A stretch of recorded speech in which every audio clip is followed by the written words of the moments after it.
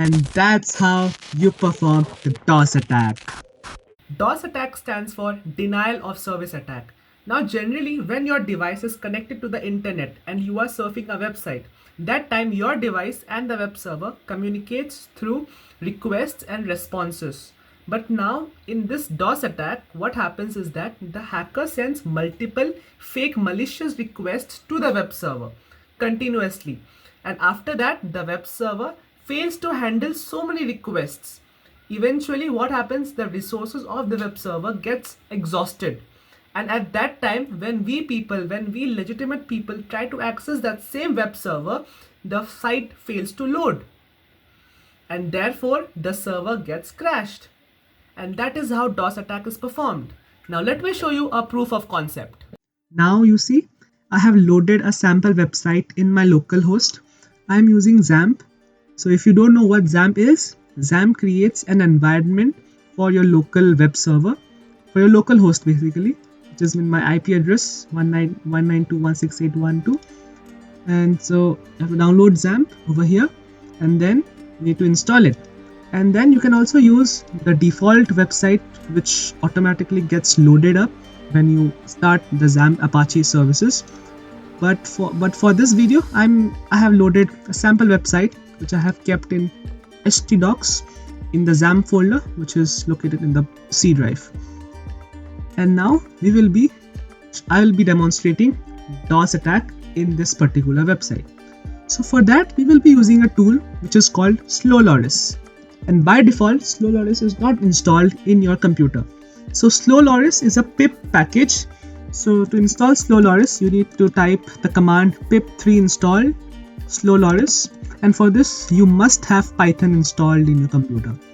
So as you can see, it's installed. Now the command that you need to type is Slowloris, and when the command line responses with this result, you can see that Slowloris is successfully installed in your computer. Now we know that our IP address is 192.168.1.2, or if you don't know, you can just type here ipconfig and you can find it over here, which is in my Wi-Fi LAN adapter IPv4 address 192.168.1.2. And now we will be sending multiple sockets, meaning multiple requests to this web server. And as it is a low-end web server, it will fail to handle all the requests and eventually it will get crashed. So it's very simple. Type the command Slowloris, enter your IP address, which is the local host IP address, and then you need to mention the sockets. Here I'll be using, let's say, 5,000 sockets, which means I'll be sending 5,000 requests to my local web server, and I'll hit the enter. Creating sockets, and let's reload. And that's how you perform the DOS attack. So if you can see, I have successfully executed 4,338 sockets. So out of 5,000, 4,338 sockets were successfully sent to our web server. Now when I reload, again it crashes, it's not able to load. 192.168.1.2 refused to connect. This site can't be reached. Now in order to make everything alright, just press Ctrl C and it gets interrupted. Press Ctrl R and tada, you can see that the website is loaded again. And that's how I have demonstrated DOS attack in your very own computer.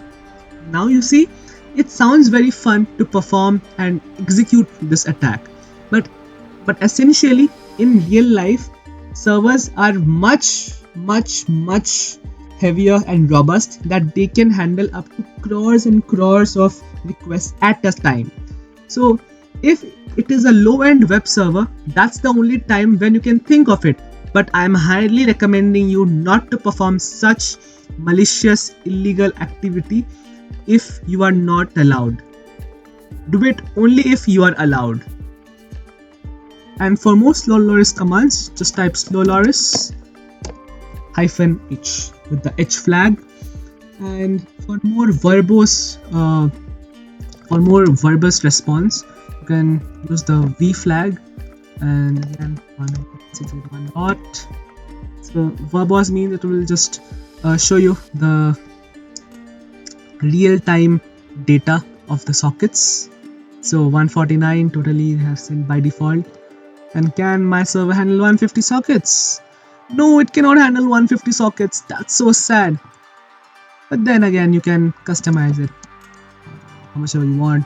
5,000, 10,000, 5 lakh, 10 lakh, anything depending upon your system, how it can handle. But anyways, let's Control C. Let's see what are the other options. If you want HTTPS for the requests, use the HTTPS flag. If you want proxy port, if you want to execute it in a proxy host and on a proxy proxy port, we'll use these particular flags.